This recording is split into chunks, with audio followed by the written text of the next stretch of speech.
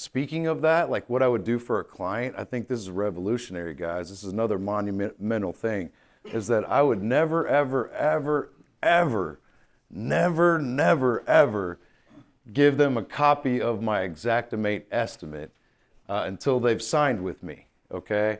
I know that's difficult because people are like, well, I'll let you come out and, and see me, but I need you to give me an estimate because people are knocking on my door and, and people are coming out for estimates. I'm calling them and all they want to do is get a copy of my insurance paperwork, So I need you to give me an estimate.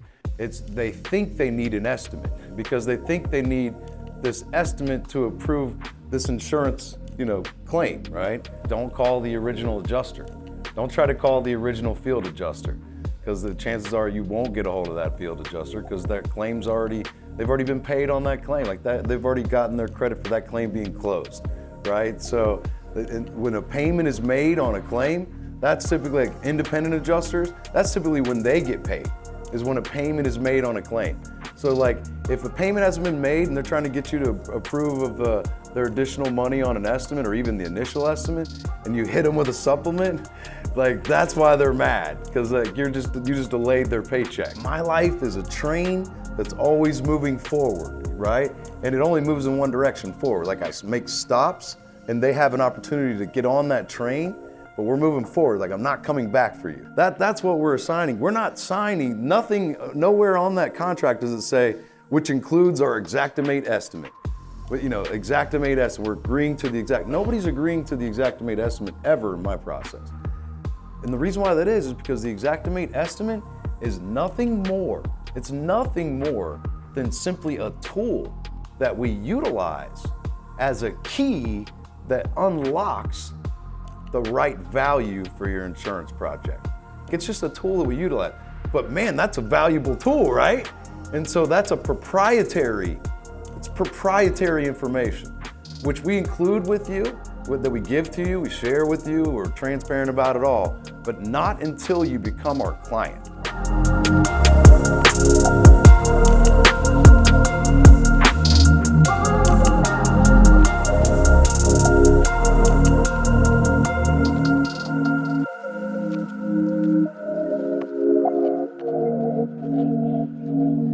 Okay guys, we're gonna get started back up here. Here in Maryland, in the Washington, D.C. area.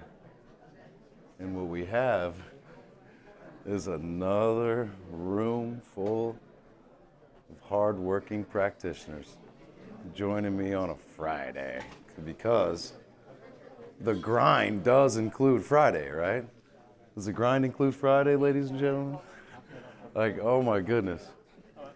And this guy, does the grind include Friday, man? It includes Friday.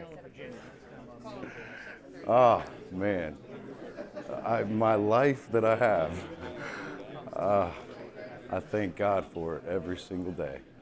Like, once again, with my beautiful sister.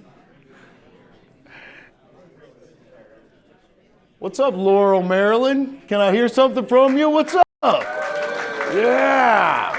I love it. I love it. Thank you guys so much for coming, man. I just want to show everybody else how sharp you guys look. Jeez, look at them. They're awesome. Here we go again. Another one. You should join us. Oh, man. Thank you for that, guys. How was lunch? Was it good? You guys, I mean, I always wonder how you can do it, like with the desserts. And was it the DoubleTree cookies? Did you guys have the DoubleTree cookies? Oh, man. I saw some back there. Yeah, I love it. But I think the networking kind of gets people lively after lunch usually. So, all right, well, let's get started back up. I told you the lunch was going to be good. I require it, man. Told you, I over-deliver. There we go. All right, it's going to get faster and harder as we go along. Yeah, go for it, man. Yeah. Just start us off with a question. Good. How long did it take you to put together the documentation of the 300 photos in the Xactimate? Good question. How long did it take me to put together all those photos in there? Yeah. I would say, average basis. well, I would say that one right there is probably like a 2-hour inspection, and then maybe another hour worth of that. Maybe not even that, maybe half hour. That Canon that I use, it's got a storage card, and I just pop it out, and I usually travel with my laptop too, so I just plug it into a laptop, make a folder for it, and just quickly just throw all those JPEG, and it just lightning fast, you know what I mean? And I also would always offer the client, that I would give them a copy of a Google Drive folder with all the photos, my drone footage, everything for free. Like, that's their incentive. Like, I'll give you the documentation that you're gonna need for this thing one way or the other. This is a good time to say this to everybody here, is that, it's a little bit unrelated. I think I answered your question though. But speaking of that, like what I would do for a client, I think this is revolutionary, guys. This is another monumental thing, is that I would never, ever, ever, ever, never, ever give them a copy of my Xactimate estimate until they've signed with me, okay? I know that's difficult because people are like, well, I'll let you come out and, and see me, but I need you to give me an estimate because people are knocking on my door and, and people are coming out for estimates. I'm calling them, and all they want to do is get a copy of my insurance paperwork, So I need you to give me an estimate. I think that is actually it's just a little bit of misinformation. Like they just need to be educated a little bit better. And not to say that they're not smart, but I think education is usually the key when it comes to the client. So I'm more transparent with the client, more open, more just show them everything, share with them everything, right? So I want to actually educate them on how this process even works typically with insurance companies. It's not something that they've done a lot of. I mean, let's just face it. And this is something that you do every day. You're the expert, right? So you have to establish yourself as the expert. One way to do that is to educate the client. And it's a number of ways to get there. But I just really think that they think they need an estimate because they think they need this estimate to approve this insurance claim, right? And the other thing is that there's other clients where they already have an estimate from their insurance adjuster. This happens even more. When you get involved, they've already got that estimate, and they think that they have to go hire a contractor to do the job for the same amount or less, right? It doesn't mean that they're trying to put money in their pocket necessarily. I know there are a lot of clients that are doing that, but it could mean that they're a savvy business consumer like you and I, like they're just they don't really know any better, right? So I don't think you need to be too hard on them. Just help them out and help them understand this stuff because knowledge is power, right? And so I think, I'm willing to, I would agree to that. Like if they said they needed an estimate from me just to get me out there, I would agree to that. And I will do an estimate for them if that's what they do require, even after I've educated them. They should understand, though, through the education process that all of these estimates that the insurance companies write are short, but it's okay because there's a process for dealing with that and getting more money added on to make sure that the insurance company approves those additional items. And it's if they say, well, I have State Farm, I don't want to say, oh no, you have State Farm, I don't want to do that. It'd be kind of like, you get busted for something, right? You need an attorney, and you go tell the attorney, he asks you who the judge is, and you tell him who the judge is. He's like, oh no, that's a hanging judge, I don't want to hire that attorney because he doesn't feel too helpful about. He doesn't feel too hopeful about how he's going to deal with that particular, judge. So I don't want to do that. I will say I kind of go all over the place, right? It's a fire hose, I'm telling you. Just value wherever I can think of it. 5 questions to ask a client when you are in that situation. And maybe this helps just by establishing yourself as the expert. I think asking questions to the client in and of itself kind of has a way of educating the client. You can ask the questions and explain why you maybe asked it, but 5 questions before I'm ever even going to go out there ever. Number one, I'm assuming you're already asking them questions about, their name and their address, their phone number, the appointment time, what kind of damage they have, and they're describing, their roof or their water damage to their floor, whatever it is, the smoke damage, and you're asking them just general basic questions to kind of maybe fill in a customer lead sheet, or maybe there's a form on your website that if you went and looked at it, the basic questions that it asked already, I would add to those. Number one is, have you already notified the insurance company, right? Have you already notified the insurance company? So that's like saying, have you filed the claim? I wouldn't ask them, have you filed the claim? But I would just say, have you already notified the insurance company? And number two is, have they already sent someone out?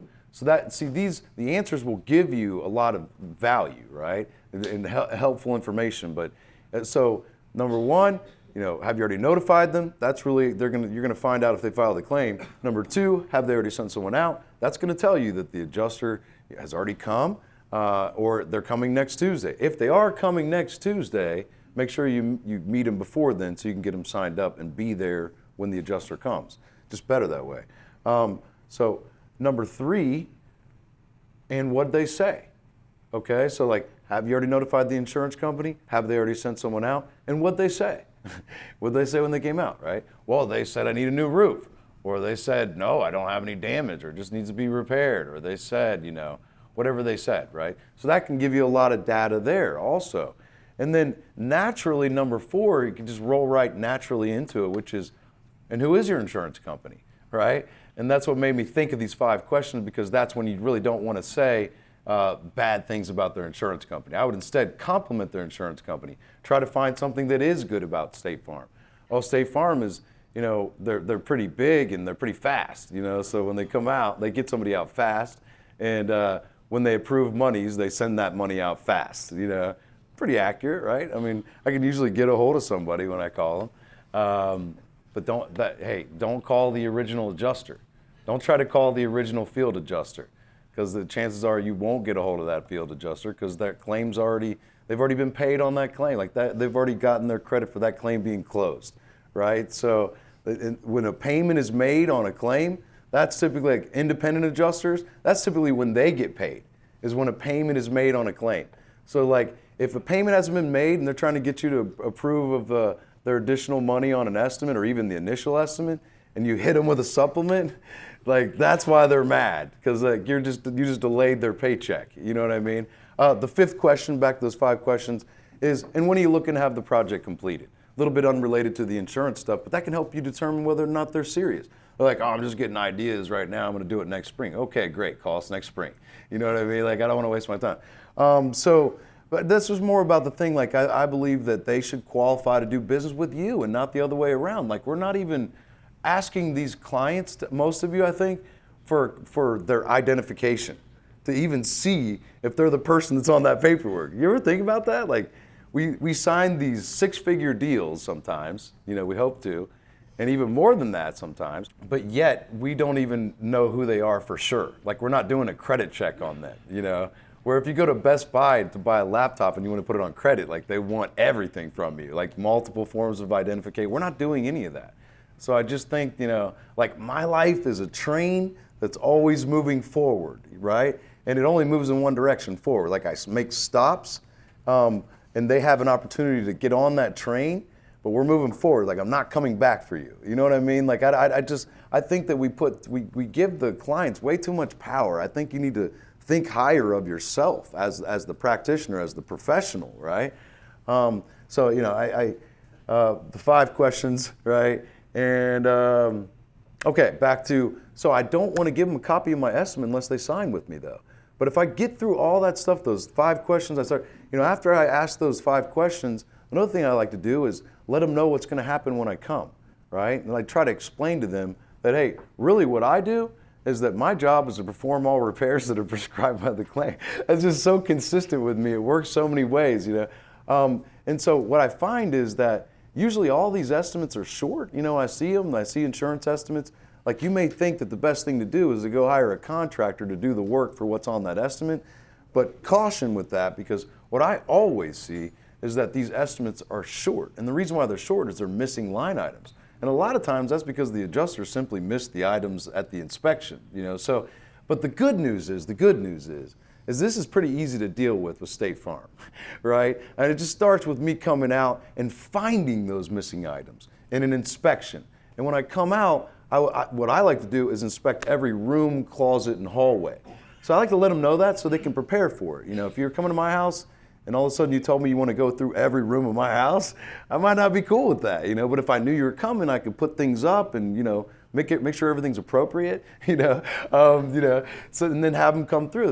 They're prepared. I like to tell them about how long that'll probably take. So that if I am there 2 hours and they thought I was going to be there 15 minutes, that's a big deal. I'm going to go through your attic. I'll fly my drone. I'm going to look at every inch of everything on the outside. And when I'm done with that, I'll give you all that footage. I'll give you all the content, like the photos, the video footage from my drone. I'll give it to you in a nice Google Drive setting. It's all no obligation. You don't have to hire me. That's all yours. And that's the way that you actually can prove that those items are missing and they need to be included in the estimate. Yeah. You give the photos to them before they're under contract. I do, yeah. That's the one thing that I will do for them. And you can make your own. Now, there's a logistics side of that too, because the drone footage will take a while for it to upload, but I still give it to them, after, yeah. How do you get them to not give them the estimate, but have them sign? Okay, that's what I was getting to. So, Real quick, do you mind if I yeah. So we're working Florida right now, and I had a local insurance company actually ask one of our clients, which then told one of our guys, they told the insured, don't have them take photos, we're gonna take photos. And That's she goes, great. I'm not paying for photos, I just want you to know that my insurance company told me. I go, we don't charge for the inspection. I didn't understand that. There's people that do that. There's Really? actually, there's people that charge for the inspection. Is that an Xactimate item? Yeah, it could be like permits, inspections, taxes, fees, I think it is. I've never heard that. Yeah.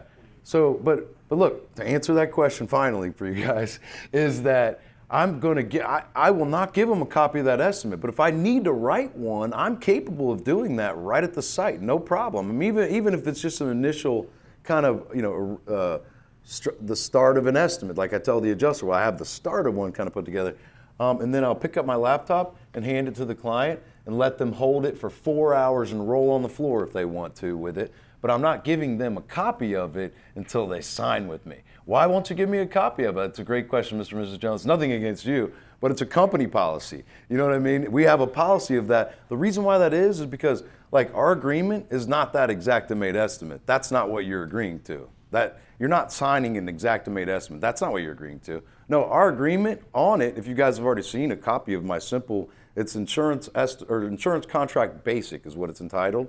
It says right on there, what do you think it says?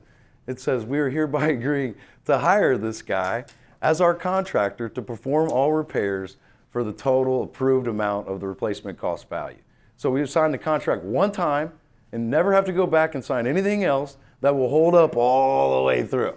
You see what I mean? So like that's what we're assigning. We're not signing nothing, nowhere on that contract does it say, which includes our Xactimate estimate. Xactimate estimate, we're agreeing to the nobody's agreeing to the Xactimate estimate ever in my process. And the reason why that is because the Xactimate estimate is nothing more. It's nothing more than simply a tool that we utilize as a key that unlocks the right value for your insurance project. You see what I mean? Like it's just a tool that we utilize. But man, that's a valuable tool, right?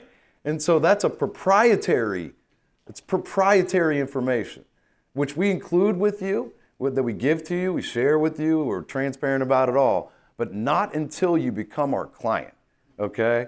And that's very important because I had this, I was in Baltimore, close to here, it was in 2019, and there was a mother and son that they worked for a family business that had been around since the 60s. I wish I could think of the name, you guys may have heard of them, but they did commercial work for generations. And they really just recently started getting into the insurance side of things, like learning it. And in the beginning of that process, they had a job that was like, the insurance company was at $300,000 and they did the supplement, got it up to $1 million. And the client ultimately hired somebody else to do the work for $300,000. And they pocketed, however much that was available for them to pocket. And they were devastated over that. They spent a long time meeting with the adjusters, turning over Xactimate estimates. And I'm sitting there trying to figure out what went wrong. And I finally asked them, I said, well, did you sign them? Did you have them signed up under contract? And they said no. And I have this on a video on my YouTube channel, like I physically fell on the floor, like to demonstrate how shocked I was that, that's tragic, you know. So I mean, yeah, I think too many times it goes back to that whole thing where we feel like we have to qualify to do business with them, where we think we have to jump through whatever hoops they want to just to get the chance to get the job. I say the job's not worth it to me, you know, because every one of these jobs is like a long-term serious commitment. You know, having just got out of a 21-year long-term commitment, I want to be careful about the next one. You know what I mean? Like, I don't want to get involved with anybody that I don't feel like I'm going to be able to live with, you know, for the next several months or whatever it is, or even weeks that we're going to be working together. It's going to be very close working relationships. So I want to make sure they're the right fit. I think it's just better to do more qualifications. I mean, I would rather do more marketing to get more inbound leads so that I could be more picky, you know, but only select the best. That's what I did in my consulting business. I stopped taking the volume, and then I just handpicked. I didn't take everybody. I just took handpicked the best and bigger jobs, right? So there's value in that, but it's more of a long game. It's you got to kind of get out of the we got to do it now. We got to do it now. You know, there's a couple guys that came up to me and talked to me at I forget where you're at. You're somewhere. I can't see it. The managed repair stuff. We were talking about managed repair, TPAs. Where are you guys at? Oh, there you are. There's one of you. Anyway, we were talking about, you know, just being, you know, qualifying. Like they've been working for 3 years, building it up more as a long game plan, right? Instead of the here and now. So, but the other part of that, so I would never give them Xactimate estimate, but I'm also never going to ever go out and do anything with the adjuster, man. I'm not. You guys can. I'm not going to do that. I'm not going to go meet with their adjuster. I'm not going to call their adjuster. I'm not going to do any of that nonsense until they're my client. Like I'll do all that. I'll work, you know, till the end of the earth with you guys, but I want to be able to be the guy that gets to do the job. Okay? So I need to get you under contract. You know, that's just, I mean, it's just a fundamental principle that I think if you can have the discipline to institute that and execute on that, then it will be wonders for you over time. So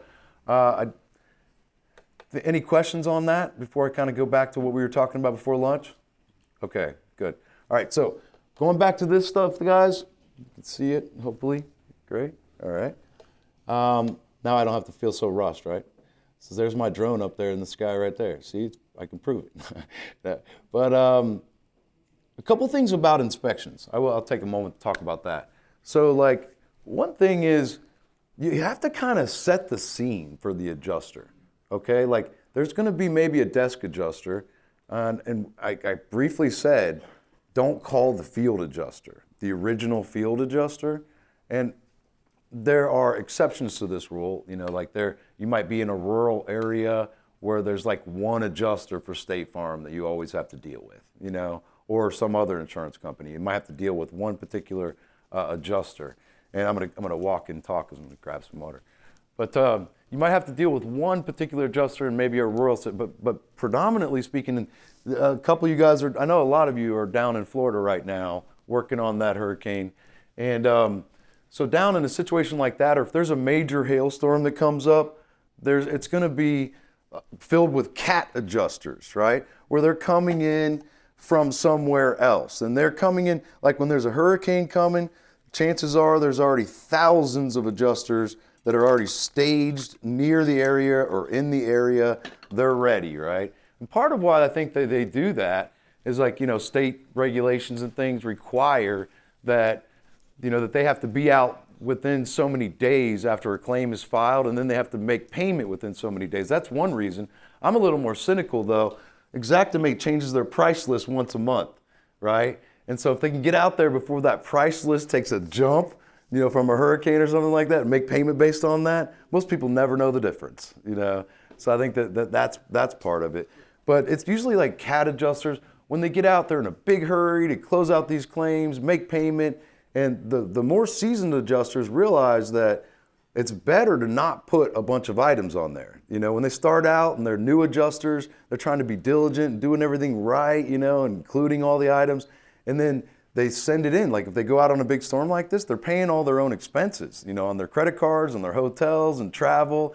And they're already adding up the money that they're making off of these claims that they're writing and they're closing and they're submitting and they're sending them in. and they're thinking they're doing well, but then all of a sudden they start getting kicked back down because they're like, no, take that off. We don't pay overhead and profit for that. We don't pay for that. We don't pay for that. And they're like, oh man. And so like, and then they're running out of claims because those claims get gobbled up fast by all the adjusters that they have. So eventually they get cut, sent back home. They have no claims to work on, and they had to redo a bunch of claims. So the more of these storms they work on, they realize that the key is speed. They know that there's a supplemental process that can clean up teams, that can pick up supplemental items later. So they know the best way is to run out there, just do quick estimates, make payment, and that's why a lot of these things are short. But when they make that, so they have more quantity, and these guys are the ones that make a bunch of money actually. They can make more money doing it that way rather than do them right. And in their mind, they justify it because they've been told, we have a supplement process for that. You don't have to worry. If you miss something, don't worry, we'll get it. I mean, honestly, the amount of claims that ever even get supplemented is extremely small. Like, you guys are in the rarity right here. This is great. Like, you are advanced already because you know you can get more money from the insurance company. Most people never even try. They just take the adjuster's word for it, take the money off the table. It's insane. So where I'm going with all this is that CAT adjuster, when they make payment, they're gone, man. And they're not going to spend any more time on that claim. Once they receive their money, they're not going to spend any time on that claim.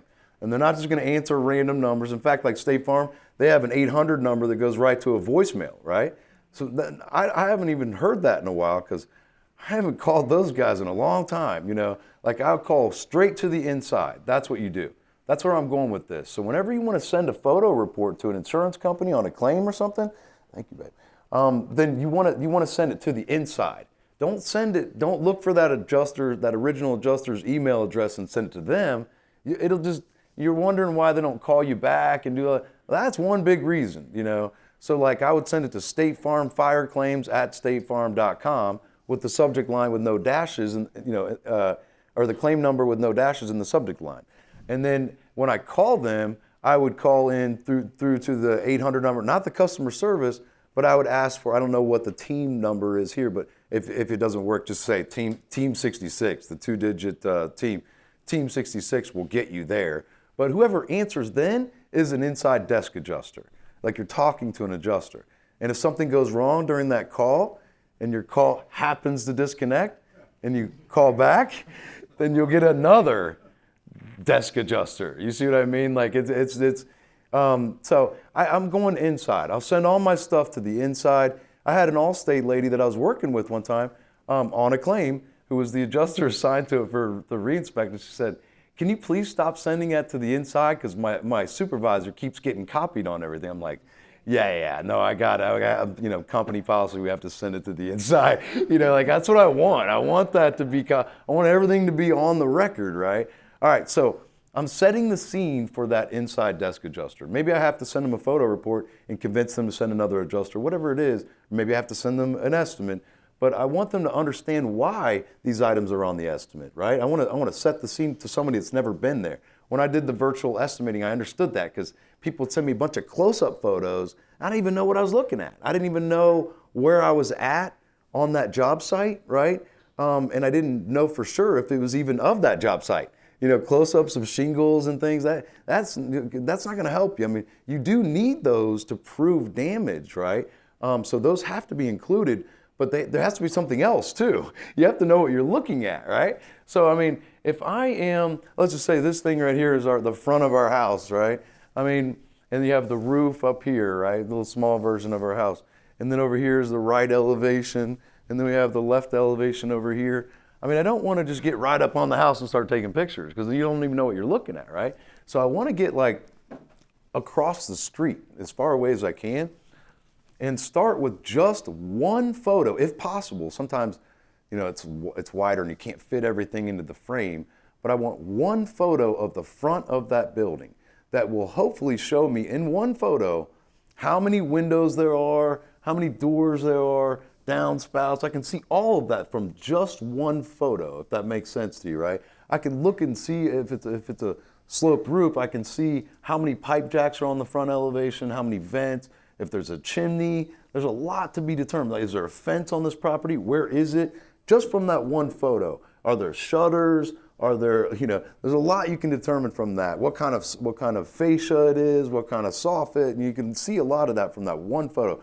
So I want my front picture, front elevation, and then I'll do the same thing over on the right side, as far away as I can get, if there's space like in between buildings, and do the right elevation so I can see everything on the roof, everything on the side, right?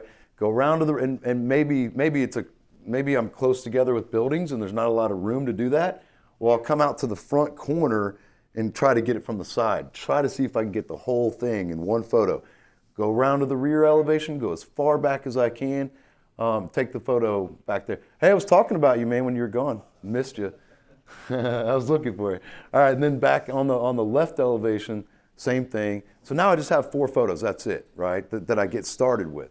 Those are my first. You may have seen in there I had drone footage too. So like if you think of eagle view, you kind of have those photos that shows this elevation, then it twists around. I kind of do that with my drone.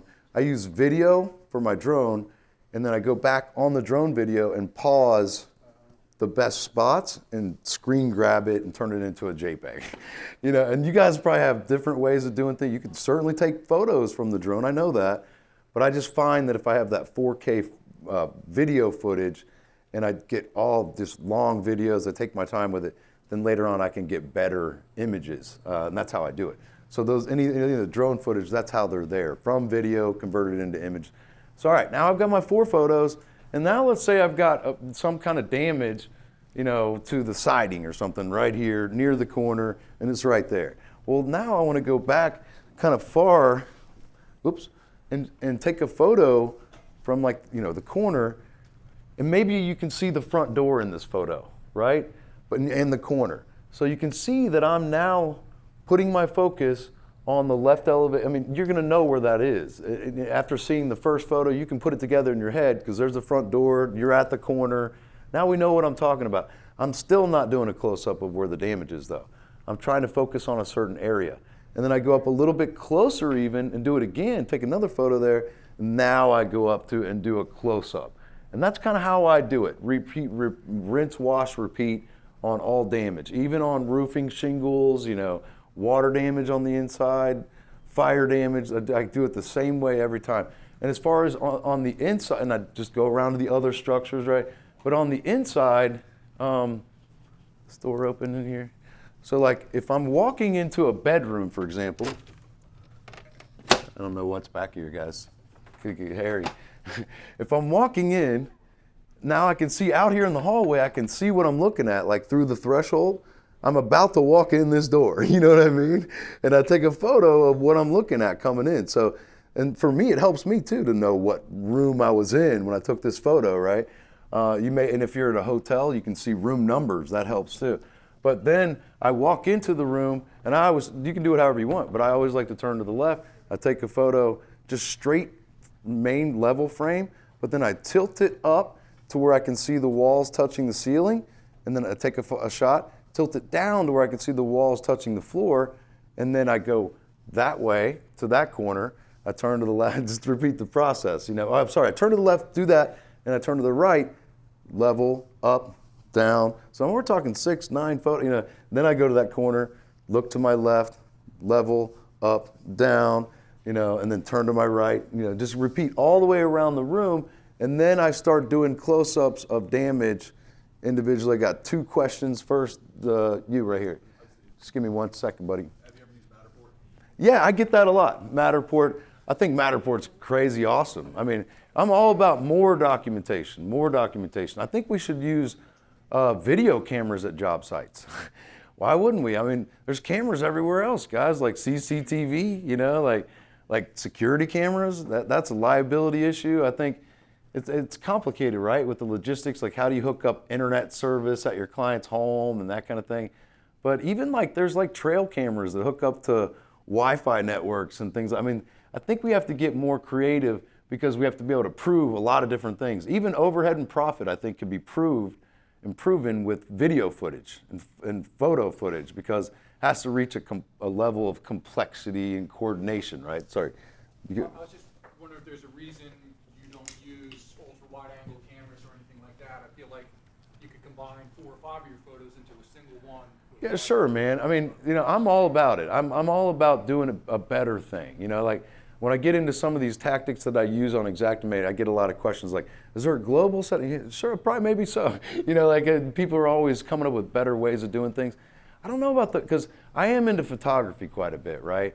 So the wide angle, I don't know because I feel like it distorts what it actually looks like, when you look at it. So I would want it to be more real, But I like the concept because you're trying to reduce the workflow.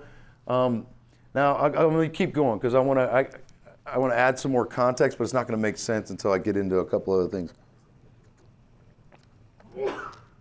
See, now you're more close up as you, and you can see these things ripping apart at the bottom, right? I'm going to kind of skip through this. It does have a little bit of interior work, but not a lot because they replaced the roof right away. And I remember having to do this photo report, send it in, and USAA was like, send us the estimate. And I was like, shoot, okay, I'll send you the estimate. And this is the estimate that I sent them. And of course, the adjuster still came out, didn't know about the estimate, asked me if I had an estimate. And just to recap on that is I was a contractor that was hired to perform all repairs that are prescribed by you. Okay, I have the start and the structure of an estimate put in place.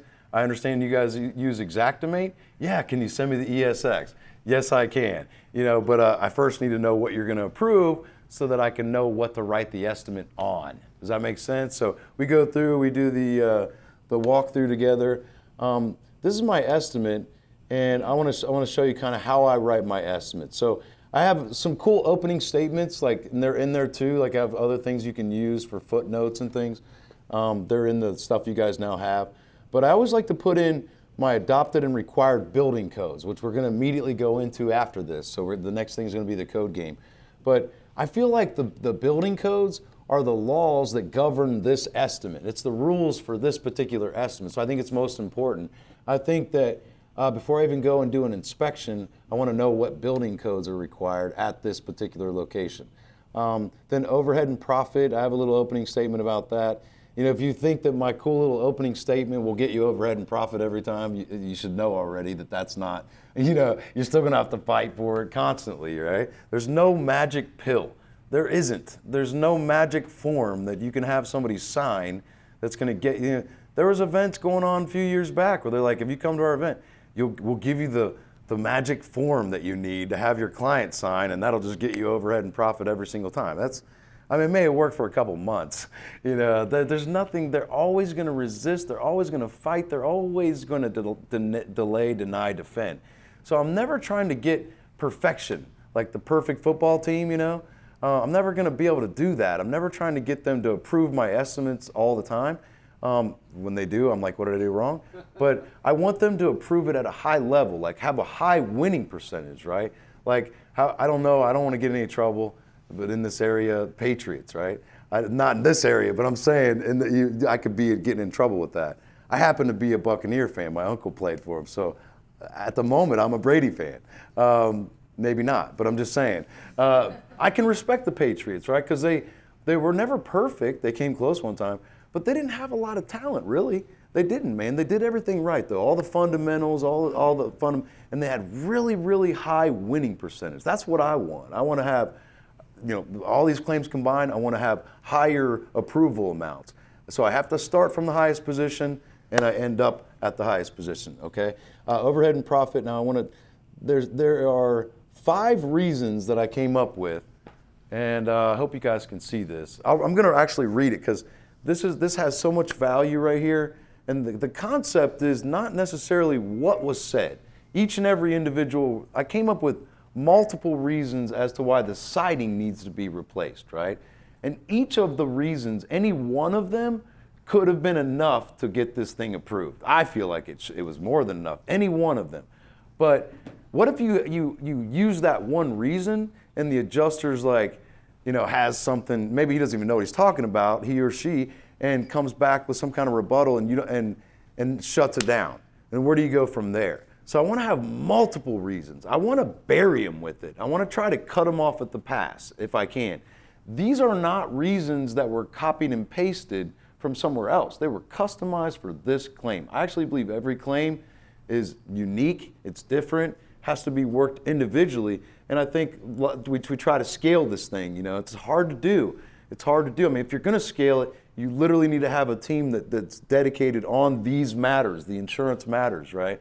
But I also like to keep a reason or two still in my back pocket. In case I still get shut down, then I have a way to get back in and open it back up again, It's kind of like in court and criminal trials and things, like if you got convicted of something and put away for life and you didn't do it, and they go through the appeals where they fight based on technicalities, not based on really the merits of the case, but it's based on mistakes made during the original trial, right? And then once all that's exhausted, like you're out, you go through all the things and then you've exhausted all your options. The only way at that point to open it back up ever again is new evidence, okay? So I always feel like if you think of it in terms of that, you can always open these things back up with new damage seen that hasn't been discovered before. It's new evidence, right? So if they say it's closed or if you got your time tolls, ticking away, it can affect a lot of things just by simply finding new evidence, right? So, but I want to keep some of that evidence in my back pocket if I need it. So I'm going to read this, and it's going to make sense of why I'm reading it in a little bit. I'll go fast. I've done this a bunch of times. There's a couple typos, but all right. The original adjuster's report only indicated that a minimum amount of siding needs to be replaced. The minimum amount specified is not estimated correctly as the adjuster used the incorrect line items, nor did the adjuster include code-related items to address air leaking, R values of insulation required, flashing, dry sheathing being required, etc. Furthermore, only replacing a minimum amount would not suffice for the following reasons. Should be reasons. Number one, all of the siding, 100%, has been extensively damaged by Hurricane Michael. That's direct physical loss. That's what that is. That should be the easiest thing to get any claim approved ever, where it has direct physical contact from the cause of loss, right? So that's another way of saying that. Please see the attached images showing the surrounding neighborhood. That's why I had the neighborhood pictures, damaged by extremely high winds. This caused massive damage to the siding fasteners from pulling apart, causing water to get behind the siding, thus completely destroying whatever was not already damaged by wind. See attached photos. I'm always see attached photos, see attached building codes, like backing it up with documentation, with evidence, right? Much of the siding has been completely torn off, including the moisture barrier underneath, all the way down to the sheathing, causing further water damage to the sheathing and the interior insulation. Number two, even if we could replace only parts of the siding, building codes require, Florida building codes, see attached images in the codes in the images section, that the underlying sheathing be dry. Much of it was damaged and is water soaked from the hurricane and rain that came after. Now you notice, like, see attached codes in the images section. So like those codes I put into snippets, into JPEG images. Everything I do, I'm trying to get everything into this one PDF report. All the evidence, all the documentation. I mean, maybe I even had to do a bid item with like an AC contractor or something. I had to share his actual numbers. That would be screen grabbed into a JPEG from a PDF, because that's all that Xactimate allows you to add as attachments at the end. So in your course, I have all those building code snippets that you're going to learn soon what they mean. So don't get crazy yet. But they're all JPEGs. The reason why they're JPEGs is so that you can attach them right in here just as a code, right? So, and I'll tell you why in a minute, but we're not there yet. So, all right, number three, even if we could replace only minimal amounts of the siding, the existing siding has been discontinued. That's a reason enough of itself, right? And is no longer available for purchase. Number four, even if we could only replace minimal amounts of the siding, and even if it were available for purchase, the siding does not meet current product specifications required by building codes and cannot be used. Florida building codes, see attached codes in the images section. Number five, even if we could only replace minimal amounts of the siding, and even if it were available for purchase, and even if the existing siding product specifications were acceptable, building codes require, Florida Energy Conservation Code, see attached codes in the images section, insulation be installed due to the R value requirements for exterior walls. For all of the above reasons and more, right, more reasons I have if you want to shut me down on all this, this estimate includes 100% of the siding being removed and replaced, as well as all the associated components required to complete the project, okay? Now, quick flash over here. Whoop, got ahead of myself here. This thing's sensitive because I have it zoomed in to make it bigger, and it's real. Okay, so I write my estimates a little bit different as far as the order that I write everything, like maybe different than you're used to seeing. And what I mean is I like to do kind of like my prep work, like detach, reset different things. Maybe if it's interior, detach, reset the lights, mask and tape, all that stuff. And then the actual items, but I start with remove, and then replace.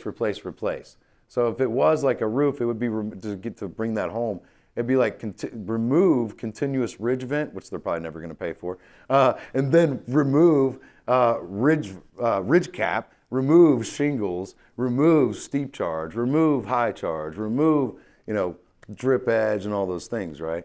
Now with the accessories like pipe jacks and vents and things like that, I'll keep those as R&R, like what you're used to seeing in one line item, and I'll kind of sandwich them in the middle of the estimate, and then I'll do replace, drip edge, replace valley metal, replace shingles with waste, replace high charge with waste, replace two-story with waste, and then replace whatever else, replace ridge cap, replace continuous ridge vent, and I do that in the order of the job, which is different than maybe you're used to seeing. I have a reason for doing that, which is going to come in. So, all right, we've got clothes dryer, vent cover, detach and reset light fixture, and then remove soffit, remove fascia, remove wrap custom fascia with aluminum, remove gutter downspout, remove siding trim, fiber cement trim board. They didn't even have the right kind of items in their estimate, right? But remove fiber cement lap siding, and then you start to see footnotes. So building codes, images, footnotes. Now, one quick thing. This estimate, it's 206 pages, and it's got the 2 images per page after the line items, right? Now, do you actually think that in all the building codes, do you think that I actually believe or I expect that the adjuster, whoever gets this, is going to sit down and read all that? No, I don't. I know they're not. I'm not that stuck on myself. Like, I don't think that they're going to do that at all. I think they're going to dismiss it. They're probably going to be agitated because it is so big and they can't find the numbers in it. They're like, what is this mess that you sent me, And by the way, adjusters a lot of times are like, they're heated when they call and they get your big report. And I'll be like, what item or items did you have a problem with? I just try to bring it all back down, And they're like, well, you have, 18% waste and blah, blah, blah. I'm like, oh, got it. Oh, I'm sorry. I'm human. I make mistakes. Let me check on that. Let me check. Was that the only item that you had a problem with? And they're like, well, I haven't even looked at it. Oh, okay. Well, I think it'd be best if you have time. Let's sit down and start at the top, and let's go through each item individually one by one. Because that's actually the arena, the field, the forum that I'm going to win in best. If I can get them to sit down one by one from the very top to go through that reconciliation process. That's where I want to go ultimately, whether it be with an inside desk adjuster or whether it be an outside desk adjuster, an outside field adjuster that comes out for a re-inspect. That's what I want to have, right? So I don't expect that they're going to read all this stuff, but I'm creating a source of all the information so that when we're in that arena, now I can just refer them to certain pages, right? Everything is in here. There shouldn't be an adjuster that tells me, oh, hey, you got to send me the code on that. And I have to get off the phone and go find the code and send it to them. And if it is State Farm, you're not going to get that same adjuster back. Don't try to call back that original. Even the desk adjuster, leave them out of it, call back. And then did they make a log of it, what they were asking you to get? You come back to the second adjuster and where you call in, you're like, yeah, I sent the code that they were asking. They're like, oh yeah, you have to wait a day or two for that to upload into the system. It's just more days added to the process, right? And then you have to get another adjuster to understand what the first adjuster sent you on a mission to go do. And sometimes the second adjuster's like, well, I don't know why they even asked you for that. We don't even need that. It's just so frustrating. So it's just better to get it all done on one call with one adjuster, not having to get them. They would love for you to get off that phone. A lot of them will try to call you like on a Saturday night and leave a message, because they know they don't expect that they're going to get you, I like catching them on those. Hey, how you doing? Yeah, well, I got that right here, I was in the bathtub one night and that happened. I answered in the bathtub. Yeah, I got a Google Drive. Let's do it now. Let's start from the beginning. Footnotes, right? I want to get all the footnotes in there.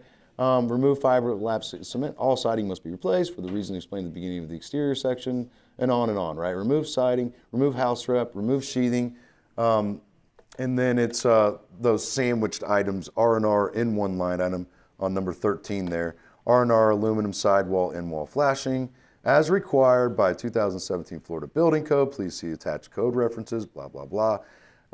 Wood wrap window frame, wrap wood garage door frame and trim, wrap wood, and then replace flashing, sill flashing moldable tape as required by the Energy Conservation Code, house wrap, fan fold insulation. Okay, now, official Xactware description for this item. You guys remember that when I showed you earlier, like where to find that description in Xactimate?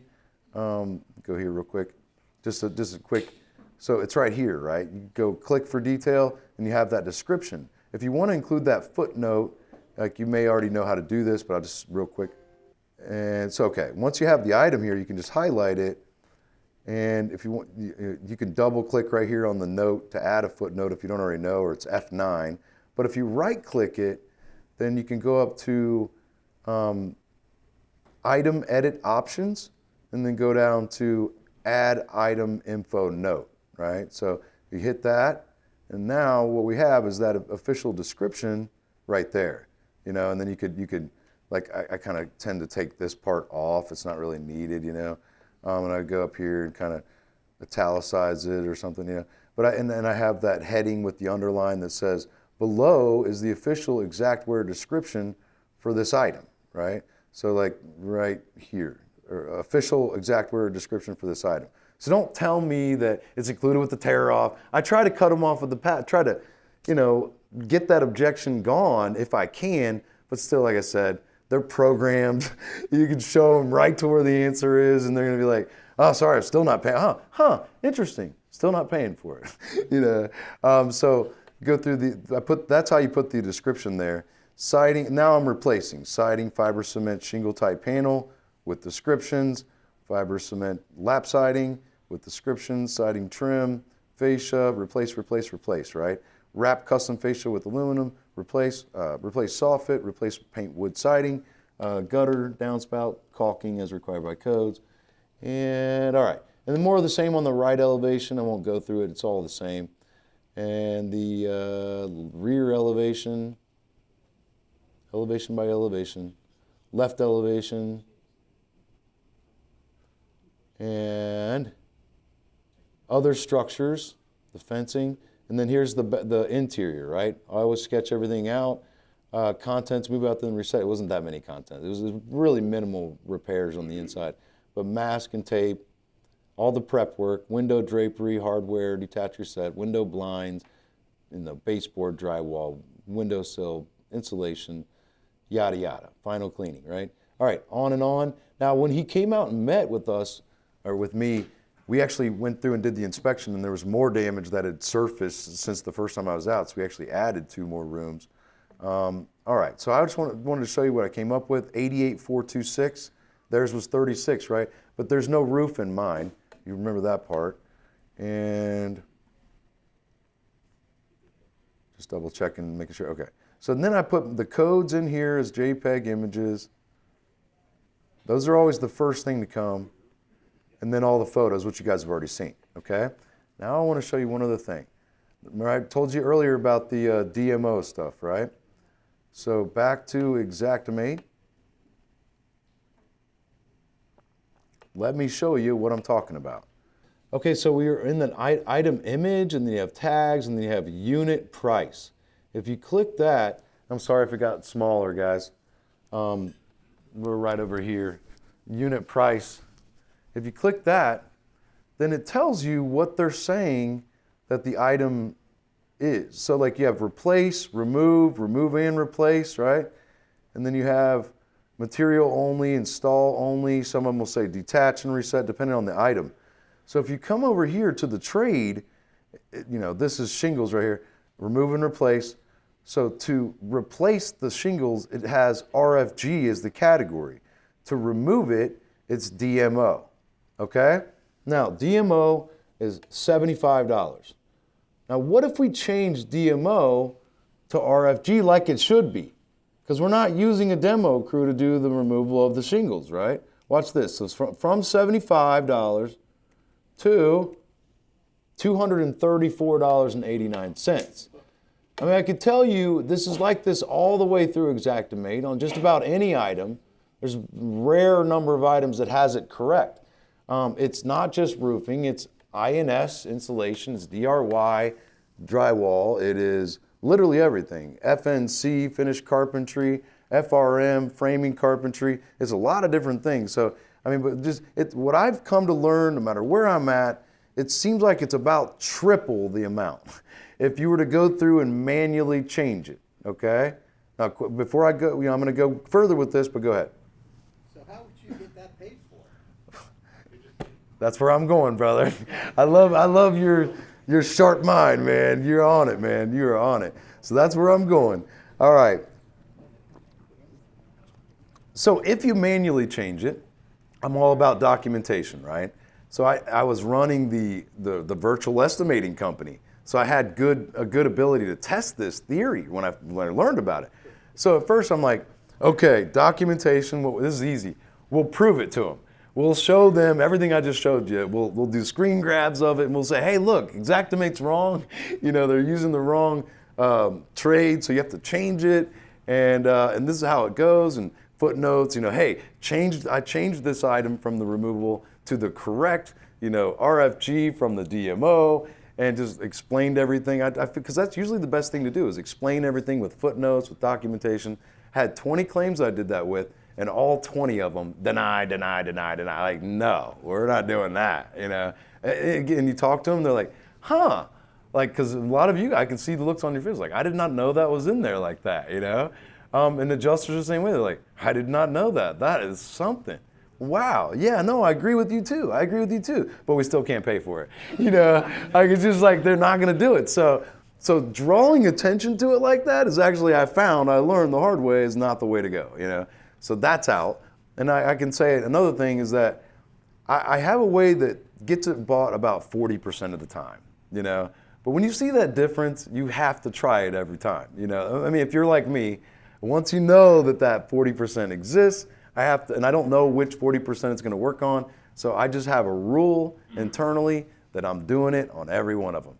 And then here's where the question comes up. Well, can you globally change that? Maybe there is, but so far no one's been able to show me how to do that. So you have to do something. If you're a techie, I do not know how to go and manually change everything, like that particular thing. But in other words, I'm putting in the work and, you know, individually doing the changes and all of that. But you're going to see on this estimate how one of the ways is to get it bought. Okay, on this particular thing that we've been going through, this little case study. So let's get back to there. You're going to love this, I think. We'll see. All right, that's the photo report. Back to the estimate. Where are we? Okay. Yeah, go for it. I'm sorry I missed you. Yeah. I need that wide angle, you know. So couldn't you use this as leverage? So they want us to use a demo crew. So we can say, hey, all right, we'll do exactly what you want. We'll use the demo crew and have them come. Because we do whatever you prescribe, right? Exactly. Yeah. Have them come tear off the roof. Well, then we need to tarp it because the install crew can't come until 2 days. I think you could. You know, I think, you know, depending on how you can work that into your process. What he's saying, guys, is I like the idea. I like the thinking. He's saying, instead of doing what I'm doing, why not just go out there with a demo crew, rip off the shingles, tarp everything in, and take off. And tell them, you know, you got to pay for the tarp, you got to pay, you know, because it makes sense to me because back in those Florida days, like in Florida, you need multiple inspections. Like that's how you actually have to do it. You know, you have to, and you're using roofers, you're not using demo crew. But well, some people I guess are like, especially with tile, right? That could be one of the, you know, things. But yeah, they have to go out and dry everything in. They don't necessarily tarp it, but they dry it in. They full on dry it in. But I guess, hey, demo crews can't dry in, huh? Right. So, I mean, you can just really, your job is to do whatever is prescribed, right? It's more leverage on the O&P. Yeah. Like, more leverage on O&P, more complex, right? More complex, more coordination. Right. I like it, man. You should come with me. You know, I like it. I like that. Chad, yeah. Can I just say something what we do on that? Yeah. Because they try and That's always the case. They always try and get you to do a demo crew, but we'll actually tell them, look, when we do the job, we're going to show you that we do not use a separate demo crew. It is the roofer because they have to dry in. They're going to take caution on the roof not to damage anything above and beyond what's happened. And then we've had a lot of success with telling them, we got to get paid on it. Yeah. How do you want us to handle it? Because the thing that How do you want us to handle it? Yeah, they're afraid of it being documented that they've been paid. I love it. That they paid on roofing. So then we submit an invoice. Yeah. And we've got paid on O&P with that too. He goes, figure out the O&P and then just give me an invoice, but I can't pay on it with an Xactimate showing O&P. And that usually works about 80%. Maybe you do supervision hours or something Well, no, different, we or just give roofing a lump hours, sum or price with our Got it. header on it. got with it. the I got to keep this moving because I got a lot to catch up with, but I love it. I love it a lot. All right, so everything's in the source right now. This adjuster, we go out there and we go through everything. And remember, he wants the ESX file from me, right? So he just wants the data file. So that was pretty easy. I give him the estimate in a data file, okay? And here's what he comes up with. So here's his revised estimate, somewhere right here. And I'll get it back bigger again, like we had it. Revised adjuster estimate. So let's see what he comes up with on his revisions. So he starts by kind of recapping where things were at the 36, which is good because we need to recap. And then he starts in with the other structures. It went up a little bit. The roof actually went up by itself because the price list had changed. That thing I said where they go out and they approve things, or they try to get you money before the price list goes up. Well, when he did the revision, it had a new price list, and the roof just naturally went up by itself. We never had the roof in our stuff, right? But this is what he comes up with. Look at this. Summary for building code. Building code, that's OL, right? Ordinance and law. He approved 68,525 under building codes. So it should have been under dwelling, right? But he put it into the building code section. That's important because what if that limit that I was telling you sometimes, that they usually have under building code, ordinance and law, didn't allow for that? I think you can handle it because, I could have went back to him and said, remember the 5 reasons? I mean, why did you put it all under building codes? We had direct visit. There's other reasons, right? And I thought about doing that because the building codes are actually paid when incurred, guys. It's PWI, if you ever hear that. PWI, paid when incurred. It means they don't have to pay a dime for it until after you do it. That could be a problem for something big, But this contractor, my client, he was like, oh, it's good. USAA always pays, they pay pretty fast, and he was good just moving forward, and that's what we did. So, but that's important, right? PWI. All right, and moving on down. So the interior, I'm just going to fly through this. He approved everything of mine, okay? And we added 2 more rooms. You can see it all very, very, oh, well, that was the roof, right? Was that the roof? Yeah, so the roof went up just because of the price list. He added 2 rooms. Hey, Chad, Yeah. did he change any of your line items? They usually do, but none that I know of in this one, other than adding those 2 rooms. But they usually do. It's a funny thing about it. When you give them the ESX file, it's like they have to go in and change some random things. I had the next one, had 3 plumbing, 3 angle stop valves, and he went and changed them to 2. Well, I have no idea. There's definitely 3, It's like he just had to do something to change stuff. He took out like my brick stuff that I had in there. So usually they have to do something to keep you like they're working on it, right? Maybe they feel guilty. I don't know. All right, moving on down. I want to show you a couple specific things here. Spare room. This is, okay, so I think we get into the exterior, and I want to show you guys, this is really cool, because he comes up with like all of his reasoning as to why he thinks that the siding should actually be approved. And take a look. So these are the 5 reasons that this adjuster came up with as to why the siding has to be paid for, which I love, I mean, I've never seen an adjuster put it on the record 5 reasons why it has to be paid for. So I really like his line of thinking here. On the Saturday. Huh? Because it works on the Saturday. I think so, man. I think that's what it is. I like how he uses footnotes too. Like he's real descriptive. He uses footnotes in his stuff. I like that. I like this guy a lot. Oh, you know what? I never really seen adjusters do like the official exactware description for this line item. I like that a lot, you know?